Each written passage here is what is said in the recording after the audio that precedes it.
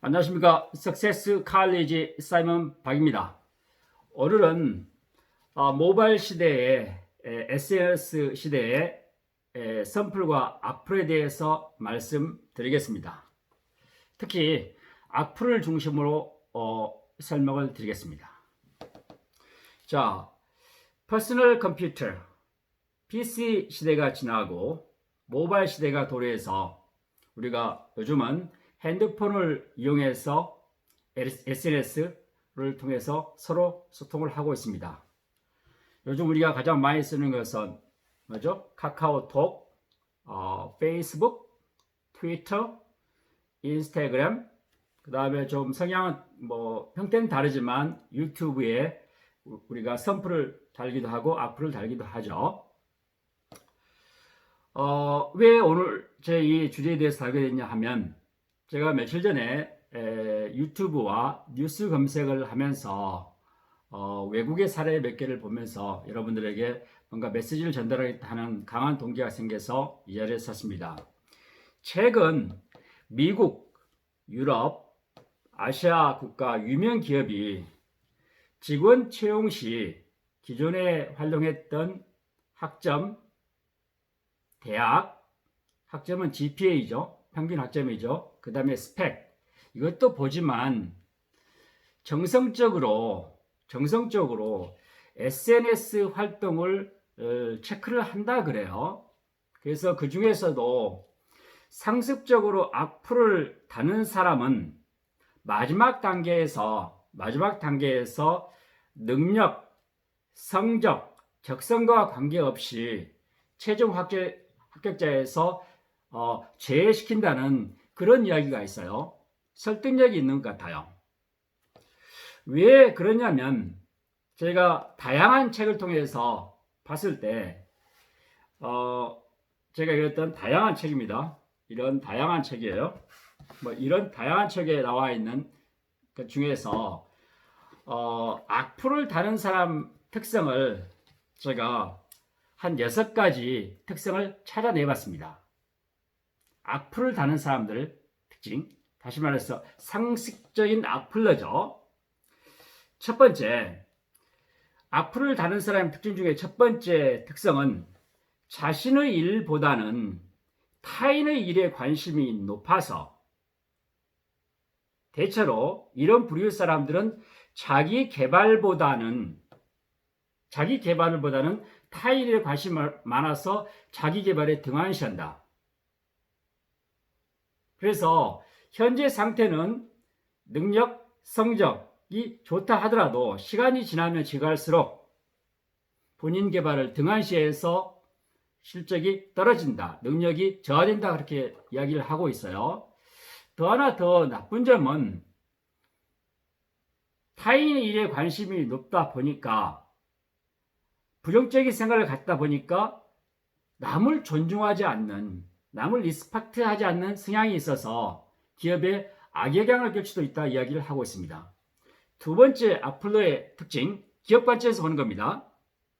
악플을 다는 사람은 중요하고 가치 있는 일이 무엇인가에 대해서 식별을 하지 못하는 사람이라고 평가를 하고 있는가 봐요. 그 회사에 취직했을 때 무엇이 중요한 일인지, 무엇이 가치가 있는지, 어떤 일이 의미가 있는지에 대한 식별도가 낮아서 결국 회사의 성과에 도움이 되지 못해서 기업에서 채용하는 것을 좀 꺼려한다, 이렇게 나온 책이 있어요. 그 다음에 세 번째 항목은 부정적이고 비판적인 성향이 높은 사람들은 힘들고 도전적인 과업이 주어졌을 때 기본적으로 쉽게 포기한다. 기브업. 그만 쉽게 포기해버린다는 거죠. 힘들고 어렵지만 그것을 시간과 에너지, 열정을 투여해서 그것을 해결하기보다는 피해버린다든가 중간에 포기해버린다. 그래서 악플러들은 악플을 다는 성향이 높은 사람들은 회사에서 이직을 한다든가 전직할 가능성이 높다고 이야기합니다. 그러면 회사에 취직해서 열심히 교육, 훈련시켜서 어느 정도 일을 한 단계 정도 위치에 있는데 다른 회사로 가버린다든가 또 다른 직업으로 바꿔가는 경우에는 회사에서는 큰 손실이지 않겠어요?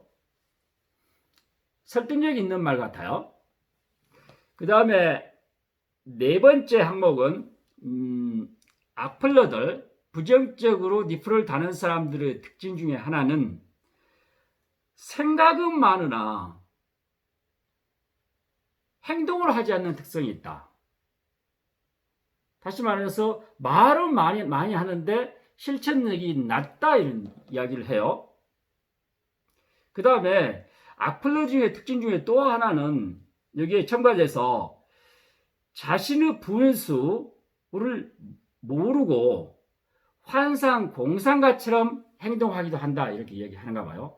아마도 심리학적 관점에서 봤을 때는 현재의 자아와 이성적인 자아의 차이가 있어서 그 갭이 커서 공상가 또는 몽상가 같은 성향을 갖고 있지 않나 생각이 들어요. 생각은 많고 아이디어는 많은데 실천을 옮기지 않은 사람. 사이먼이 해석하기에는 이런 사람의 특징 중에 하나는 기본적으로 게으르지 않나 생각이 들어요. 그 다음에 정직하지 않을 수도 있습니다. 위선적인 성향이 강한 사람일 수도 있습니다. 그래서 기업이 이런 사람을 선호할 수가 없어요. 좋아할 수가 없잖아요. 그렇죠?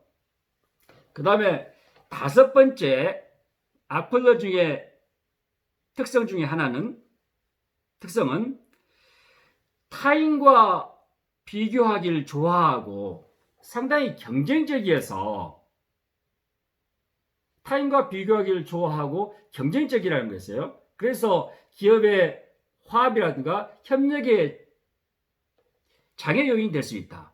그 이유는 악플러 중에 대부분의 사람들이 많은 사람들이 기본적으로 자존감이 낮은 걸로 나타났습니다. 셀프 리스펙트가 낮아요.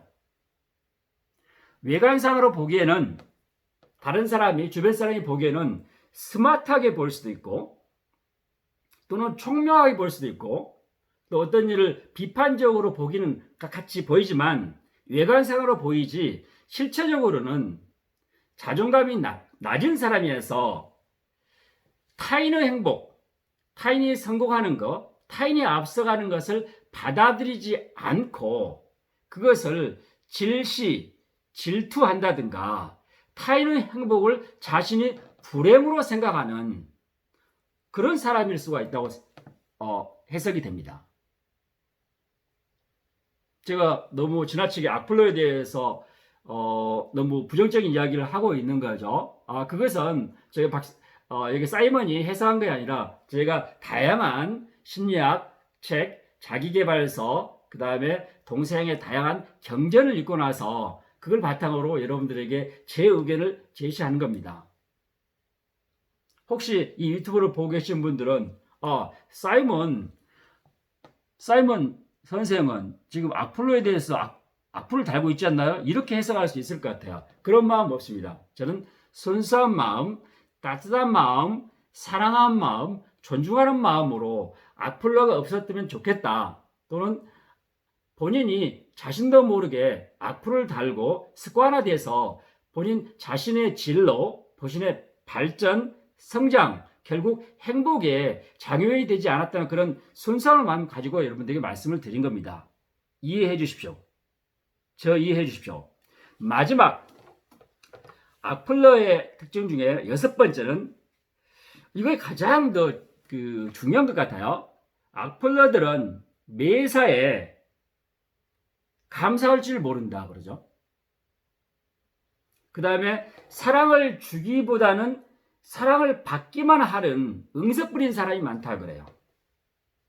여기서 가장 중요한 것은 감사할 줄 모른다. 조그만 것에 대한 감사함, 큰 것에 대한 감사함, 모든 매사에 대한 감사할 줄 몰라서 악플을 다는 사람들의 특징 중에 악플을 다는 사람들은 결국 배반할 가능성이 높다. 배신할 가능성이 높다. 이렇게 이야기를 하고 있어요. 재밌지 않나요? 여러분, 악플보단 선풀을 다는 것이 더 에너지가 소요될 수도 있습니다.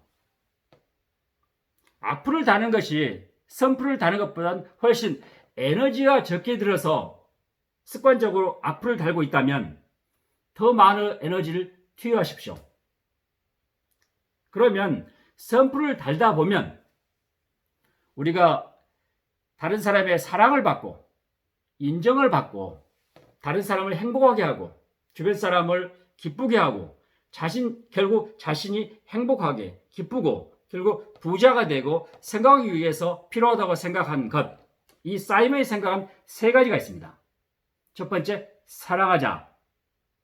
두 번째, 감사하자. 세 번째, 존경하자입니다. 영어로 love, gratitude, respect. 여러분, 매일매일 선한 생각을 가지고 선풀을 단다는 그런 자세로 산다면 여러분은 결국 사이먼이 생각한 세 가지 요소, 사랑받을 수 있는 사랑하는 것, 감사한 마음, 그 다음에 존경한 마음 가지면 주변 사람이 여러분을 좋아하고 사랑해서 결국 여러분은 성공한 사람, 또 사이먼이 가장 강조한 부자가 될 수 있는 가장 쉬운 길이라고 생각합니다. 여러분, 사랑합니다. 존경합니다. 그리고 감사합니다. 자, see you at the top. See you at the top. 정상에서 만납시다. 사이먼 박이었습니다.